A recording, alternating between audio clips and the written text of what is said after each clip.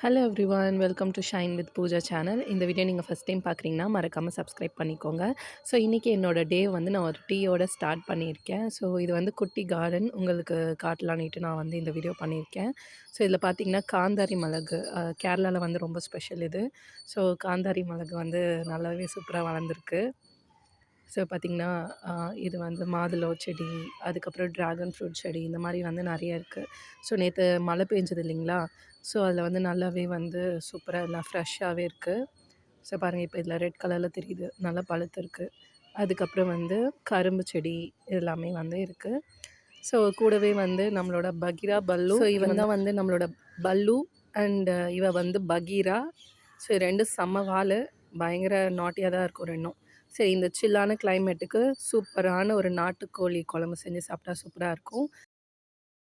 தேவையான அளவு ஆயில் விட்டுட்டு அது கூடவே வந்து பட்டை, கிராம்பு, ஏலக்காய், நம்மளுக்கு வந்து தேவையான மசாலாஸ் எல்லாத்தையுமே வந்து நல்லா ஆட் பண்ணிக்கலாம் நம்ம.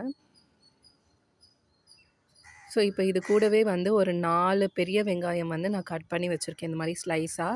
ஸோ 4 வெங்காயம் வந்து ஆட் பண்ணிக்கலாம் இது கூட.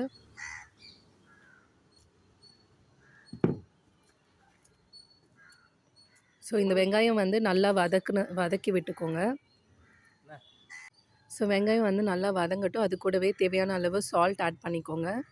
ஸோ சீக்கிரம் வந்து வெங்காயம் வந்து நம்மளுக்கு குக் ஆகி வந்துடும். ஸோ இந்த மாதிரி வந்து நல்லா மிக்ஸ் பண்ணி விட்டுக்கோங்க.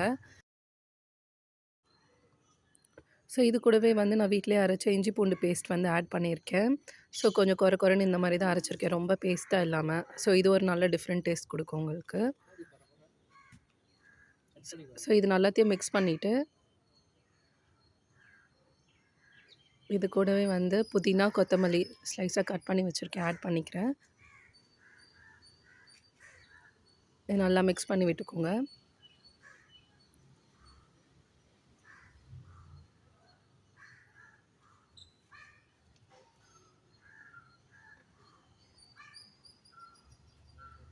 இப்போ இது கூடவே தேவையான அளவு மசாலாஸ் ஆட் பண்ணிக்கலாம். நான் வெறும் மிளகாய் தூள் 1 ஸ்பூன் ஆட் பண்ணியிருக்கேன்.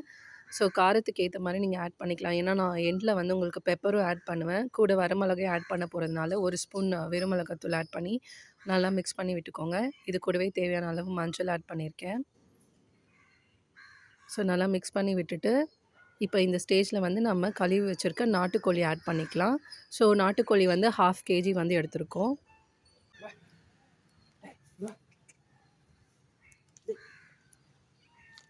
ஸோ தண்ணி இல்லாமல் நல்லா வடிகட்டி ஆட் பண்ணிவிட்டு இந்த மாதிரி வந்து லைட்டாக ஜென்டலாக மிக்ஸ் பண்ணி விட்டுக்கோங்க.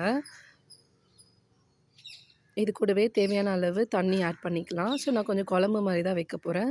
ஸோ வந்து அதுக்காக நான் ஒரு 2 கிளாஸ் வாட்டர் ஆட் பண்ணியிருக்கேன். கூடவே வந்து 1/2 லெமன் வந்து நம்ம பிழிஞ்சு விட்டுக்கலாம்.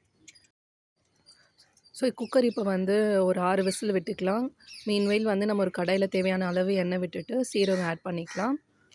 சீரகம் நல்லா ஆட் பண்ணி பொரிஞ்சு வந்ததுக்கப்புறம் ஒரு 8 வரமிளகாய் சின்ன சின்னதாக வந்து ஆட் பண்ணியிருக்கேன், கட் பண்ணி.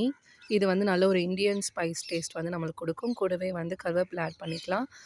அண்ட் வந்து ஒரு ஹேண்ட்ஃபுல் ஆஃப் ஸ்மால் ஆனியன்ஸ் வந்து ஆட் பண்ணியிருக்கேன். இது நல்லா வதக்கி விட்டுக்கலாம். நல்லா வந்து வெங்காயம் கொஞ்சம் வதங்கட்டும்.